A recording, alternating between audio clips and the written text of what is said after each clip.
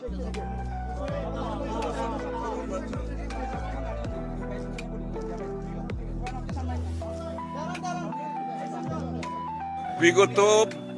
15, 16, 17 বছর ধরে মানুষের ত্যাগ স্বীকার করেছে, তারা জীবন দিয়েছে, তারা গুম হয়েছে, খুন হয়েছে, মিথ্যা মামলার শিকার হয়েছে, চাকরি হারিয়েছে, ব্যবসা হারিয়েছে, নিঃস্ব হয়ে গেছে বাংলাদেশি। বহু ত্যাগের বিনিময়ে আমরা আমাদের আজকে ভোটাধিকার ফিরে পেয়েছি।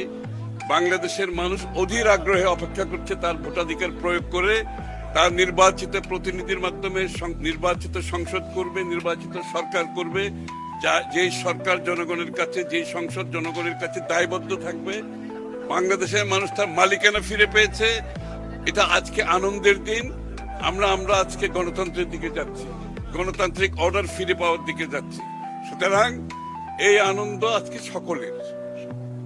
আমরা যারা আন্দোলন করেছি, যারা ত্যাগ স্বীকার করেছে, যারা মৃত্যুবরণ করেছে, যারা পঙ্গু হয়ে গেছে, এই দিনটা সকলের জন্য অত্যন্ত গুরুত্বপূর্ণ দিন।